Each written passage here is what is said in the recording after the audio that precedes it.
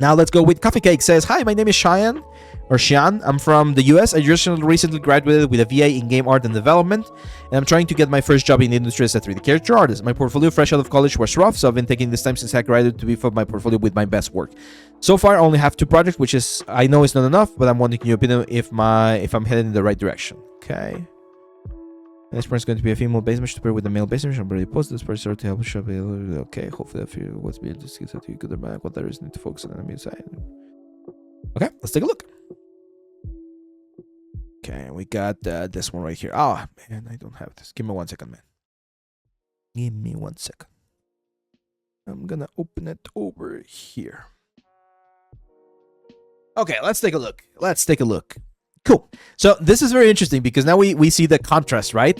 We just saw the amazing portfolio from Rodriguez, who's been doing this for a while, and we're now seeing this portfolio from Shyan. So first thing I'm going to tell you, Shyan, I know that your brain is going to want to compare your stuff to what we just saw. And that's the worst mistake you can make because you guys are at different positions on your career. You're a freshly graduated while our friend Rodriguez has been doing this for a little bit longer. So it's of course very common to have a difference in skill levels. Don't compare yourself. Don't compare yourself. I'm going to be objective with what I'm seeing here with yours. Okay. So the first thing I see in terms of the proportions, I think the proportions are fine. He definitely looks very stylized. Topology is fine, which is it's a good thing to see here with the character. But the one thing that I'm noticing is, especially on the hand-painted approach, we are going for a very sort of like weird decision of making things very sharp, very, very intense. So normally you're not going to see this much of sharpness, and what you're going to see instead is, or what we need to see instead again in the texturing department, is we need to see a little bit more differentiation between the planes of the character. So what do I mean by that? If we go here with the character, I need to see a very dark plane, not very dark, but a little bit darker plane here on the chest area. I'm going to remove the nipple for now. And then the different planes that I expect to see on some of the other areas. So if the light is hitting on this direction, I need to see a little bit more light in that area. Okay. And I need to see the actual volume of the element. So for instance, here, I think you're going a little bit too heavy with some of the muscles. I'm going to, for instance, delete that one right there. Yes, you can add the shadow, but it should be a soft shadow because the form is a soft form. It's tricky, by the way. Like trying to combine this like hand-painted style with 3D. It's one of the things that we did for the course, of course, but it can be a little bit tricky. So, for instance, here I see a lot of contrast on the face, and I think it's way too much. So it should be a lot softer. You should not see too much shadow there on the nose. It would be a lot softer. And we should see a little bit more of the planes, for instance, here on the zygomatic, right? So the zygomatic is right here, and I would expect to see that a little bit more intense right there. I'm not sure if you're following a concept. I don't think you are, or at least I don't see a specific concept. I like the style, but I do think we need to polish certain things a little bit more. Oh, there you go. So this is your own concept. Yeah, it's definitely a little bit stylized, okay?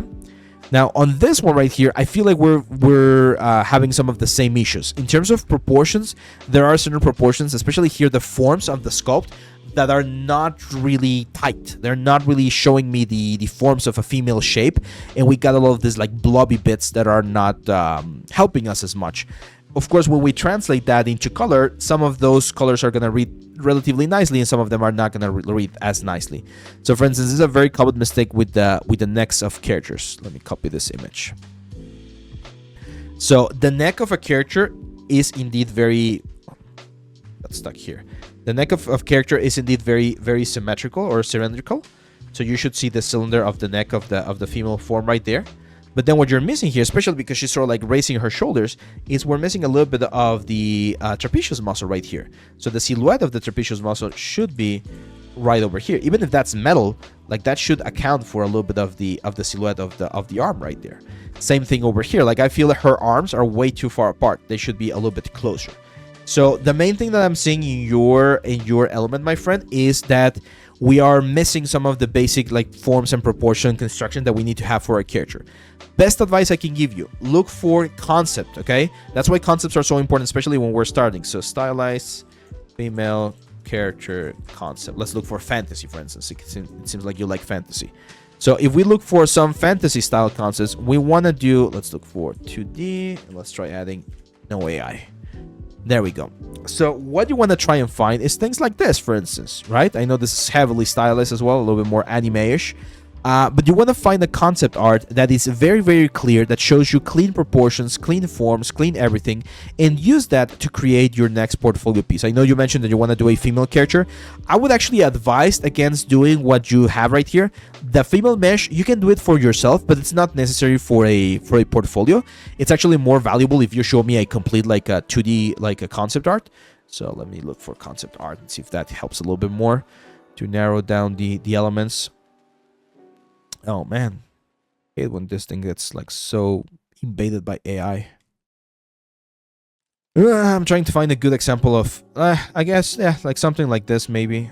Although that's kind of like 3D. I think that's 3D. Okay, there we go. Perfect. This is perfect. Excellent.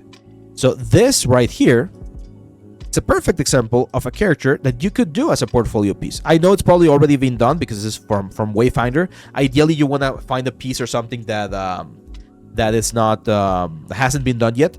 But as you can see, this already has the proportions that I need, all of the different like props, the shield, the sword. This is excellent. Like this right here is an excellent concept art. Even if it's not like fully rendered, it has all of the necessary information for you to do it.